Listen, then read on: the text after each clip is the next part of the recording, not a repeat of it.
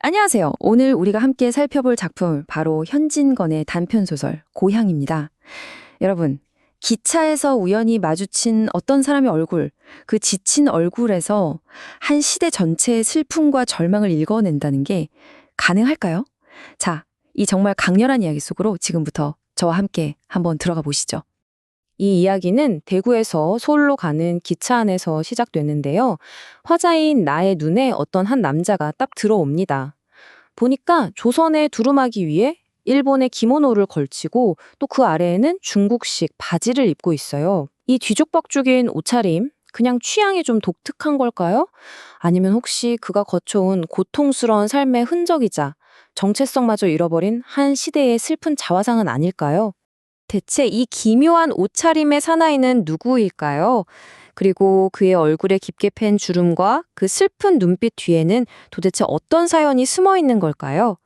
현진건의 소설 고향은 바로 이 궁금증에서부터 출발합니다.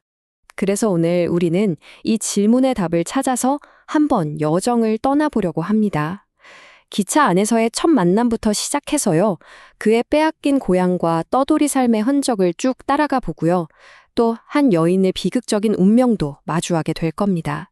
그리고 이 모든 이야기 조각들이 어떻게 조선의 슬픈 얼굴이라는 하나의 그림으로 완성되는지 마지막으로 시대의 아픔을 담은 노래까지 함께 들어보겠습니다. 자, 첫 번째 파트, 바로 기차 안에서의 만남입니다. 처음에는 그냥 좀 밉살스럽고 귀찮기만 했던 존재가 어떻게 깊은 공감과 연민의 대상으로 바뀌게 되는지 그 심리적인 거리의 변화를 한번 따라가 보시죠. 이 작품을 제대로 이해하려면요, 이 독특한 구조를 먼저 짚고 넘어가야 해요. 그게 뭐냐면 바로 액자식 구성이라는 건데요. 말 그대로 기차 안의 현재 상황이 액자가 되고요. 그 안에 한 남자의 과거 이야기가 그림처럼 담겨 있는 형태인 거죠. 아니, 작가는 왜 굳이 이런 구조를 택했을까요? 그건 바로 한 개인의 이야기를 통해서 그 시대 전체의 비극을 훨씬 더 생생하게 그리고 더 충격적으로 전달하기 위해서였던 겁니다. 이 흐름을 한번 보세요. 기차 안에서 나와 그가 만나는 외부 이야기로 시작해서 그의 기구한 과거사라는 내부 이야기로 깊숙이 들어갑니다. 그리고 이야기가 끝날 때쯤 다시 현재로 돌아오는데요. 이때 그의 개인적인 슬픔이 우리 민족 전체의 슬픔으로 확 커지는 거죠. 이 구조야말로 감정을 최고조로 끌어올리는 정말 탁월한 장치라고 할 수 있습니다. 자, 그럼 이제 본격적으로 액자 속 그 그림 이야기로 들어가 보겠습니다. 남자의 입을 통해 펼쳐지는 빼앗긴 고향과 끝도 없던 유랑의 삶에 대한 이야기입니다. 이 화면에 보이는 극명한 대비 보이시나요? 왼쪽 평화로웠던 과거의 그의 고향은요, 나라 땅인 역둔토를 붙이면서 그럭저럭 살만했던 곳이었습니다. 그런데 오른쪽에 황폐해진 현재를 보세요. 일제강점기가 되면서 그 땅이 동양척식 주식회사의 소유가 되어버린 겁니다. 온갖 중간 착취까지 더해지면서 농민들은 자기가 수확한 것에 30%도 채 손에 쥐지 못하는 신세로 완전히 전락해버렸죠. 결국 이 남자는요, 먹고 살 길을 찾아서 정든 고향을 등질 수밖에 없었어요. 좀 더 나은 삶을 살아보겠다고 서간도로 갔는데 거기서 고생만 하다가 부모님을 모두 여의게 되죠. 그러고는 신해주 안동현에서 품팔이를 하다가 거기서 그치지 않고 일본 규슈 탄광, 오사카 철공장까지 정말 안 가본 데 없이 떠들어 다닙니다. 그렇게 9년 만에 돌아온 고향은 완전히 폐허가 되어 있었고, 그래서 지금 다시 일자리를 구하려고 서울로 가는 기차에 타고 있었던 거예요. 결국 처음에 봤던 그 이상한 옷차림 있죠? 그게 바로 국경을 넘나들면서 어떻게든 살아남으려고 발버둥 쳤던 이 남자의 정말 고통스러운 이력서 그 자체였던 겁니다. 그리고 이 숫자가 모든 걸 말해줍니다. 26. 마흔은 좋게 되어 보이는 이 남자의 실제 나이입니다. 가난과 떠돌이 생활이 한창인 청년의 얼굴에 얼마나 깊은 상처를 남길 수 있는지 이 숫자 하나가 정말 묵직하게 와닿죠. 근데 그의 불행은 여기서 끝이 아니었습니다. 폐허가 된 고향에서 유일하게 마주친 한 사람, 바로 한 여인의 이야기를 통해서 시대의 비극은 또 다른 모습으로 우리에게 다가옵니다.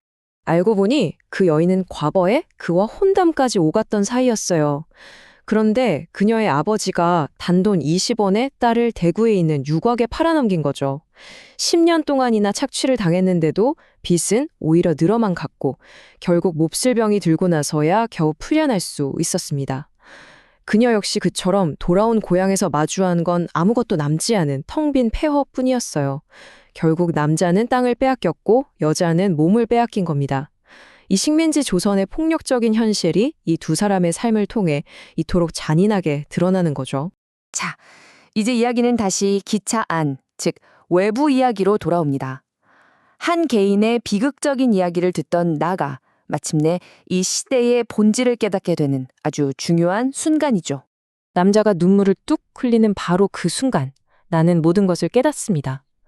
나는 그 눈물 가운데 음산하고 비참한 조선의 얼굴을 똑똑히 본 듯 싶었다. 네, 바로 이겁니다.